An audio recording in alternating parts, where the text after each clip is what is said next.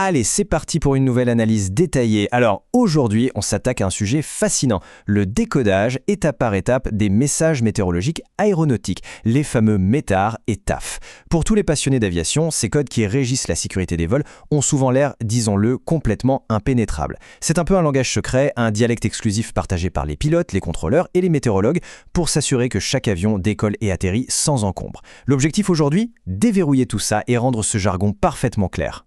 Parce que face à un mur de texte comme celui-ci, qui nous vient tout droit de l'aérodrome de Niamey, c'est tout à fait normal de se sentir complètement largué. À première vue, on dirait littéralement qu'un chat a marché sur un clavier. C'est hyper intimidant. Mais, et c'est la promesse de cette présentation, d'ici quelques minutes, cette suite chaotique de lettres et de chiffres se lira comme un livre ouvert. Chaque petit bloc a une mission bien précise et raconte un morceau de l'histoire. Alors, voici notre plan de vol. On commence par une petite intro à la VMA, ensuite on décortiquera la structure d'un METAR, on parlera du vent et de la visibilité, puis des nuages et de la température. Après ça, on passera au décodage du TAF avant de finir sur le Saint Graal des pilotes, l'idéal CAVOC. Première étape de notre décodage, l'introduction à la VMA et à son cadre réglementaire. La VMA, ça veut dire Veille météorologique d'aérodrome. C'est en fait le grand système d'observation et de surveillance de la météo pour les aéroports. Et attention, rien n'est laissé au hasard ici. C'est un système ultra standardisé par des mastodontes comme l'OACI, avec sa fameuse annexe 3, ou encore l'ASECNA. Pourquoi une telle rigueur ? Eh bien, imaginons un équipage qui traverse 3 continents en quelques heures. Il faut absolument que la météo se lise de la même manière partout. La précision de ces codes, ce n'est pas juste pour faire joli, c'est littéralement une question de vie ou de mort. Passons à notre deuxième point. La structure du METAR, et plus précisément sa lecture chronologique. Ce qui est génial avec un METAR, c'est sa logique implacable. Pas besoin de chercher midi à 14h, on lit simplement de gauche à droite. Le message commence toujours par les présentations, c'est-à-dire dire où on est et à quelle heure on a fait l'observation. Ensuite, on attaque ce qui impacte tout de suite l'approche de l'avion, le vent et la visibilité. Puis viennent les phénomènes météo spécifiques, genre la pluie ou la neige. Et on termine en levant les yeux au ciel avec les nuages, la température et la pression atmosphérique. En découpant l'information étape par étape comme ça, le monstre devient tout de suite beaucoup plus docile. Troisième partie, le vent et la visibilité. Ce sont des toutes premières variables qu'on croise. Prenons un exemple concret. Un avion est en approche et on lit ce bloc, 24015 G28KT. Bam, le cerveau traduit instantanément. Le vent vient du 240 degrés. Sa vitesse moyenne, 15 nœuds. Mais attention, il y a ce fameux G au milieu. G pour gusts, les rafales en anglais. Ça veut dire qu'on se prend des coups de vent soudains à 28 nœuds. Et le KT à la fin, c'est juste pour confirmer qu'on parle bien en nœuds, les knots. En quelques lettres à peine, on sait déjà que ça risque de secouer pas mal près du sol. Et juste après ce vent, on tombe souvent sur une série de 4 chiffres. Et si c'est 9999, eh bien c'est le jackpot. C'est le code magique qui annonce une visibilité maximale. Concrètement, ça veut dire qu'on voit à 10 km ou plus. L'horizon est dégagé. C'est vraiment l'un des trucs les plus rassurants qu'on puisse trouver sur un bulletin de routine. Mais quand l'horizon n'est pas dégagé, comment on le signale ? Avec des combinaisons de 2 lettres hyper bien pensées. RA pour rain, la pluie.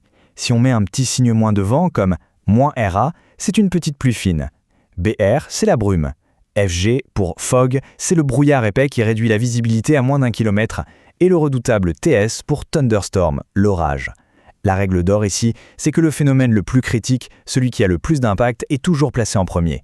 Priorité absolue au danger. Ce qui nous amène à la 4e partie, les nuages et la température. On monte d'un étage pour voir la dimension verticale. En météo aéro, on ne dit pas juste « il y a des nuages ». On divise le ciel en 8 parts égales qu'on appelle des octas. Few, c'est juste quelques petits nuages inoffensifs. Scattered, c'est épars. Mais là où ça devient vraiment sérieux, c'est avec BKN pour broken, entre 5 et 7 octas couverts. À partir de là, on considère officiellement qu'il y a un plafond nuageux.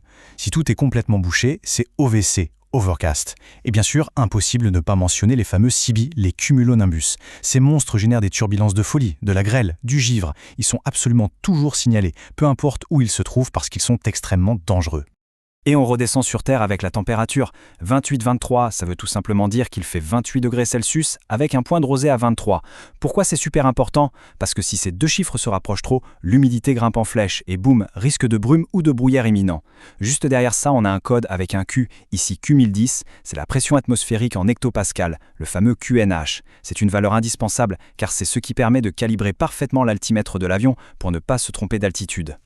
5e point de notre analyse, décoder le TAF. On passe maintenant aux prévisions.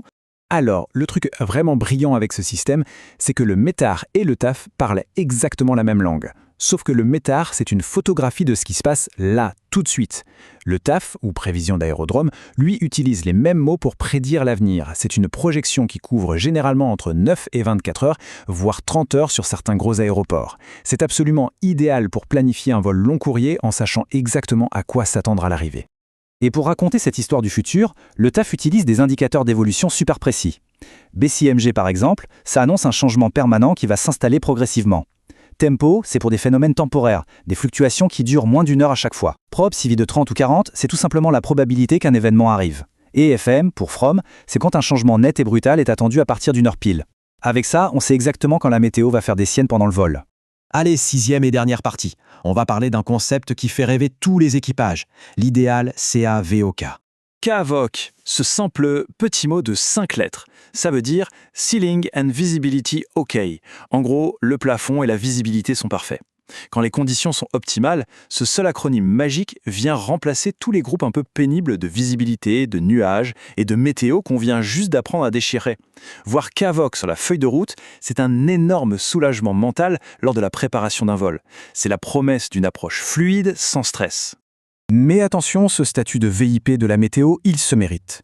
Il ne suffit pas qu'il fasse beau.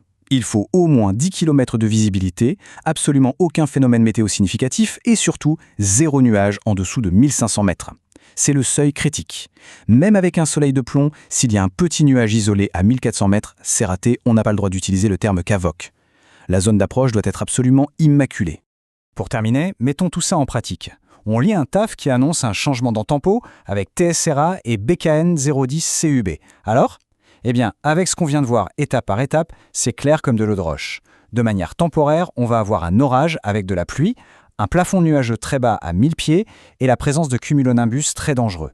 Faut-il maintenir le vol tel quel ? Ça demanderait une sacrée réflexion sur la sécurité et très probablement de prévoir un déroutage.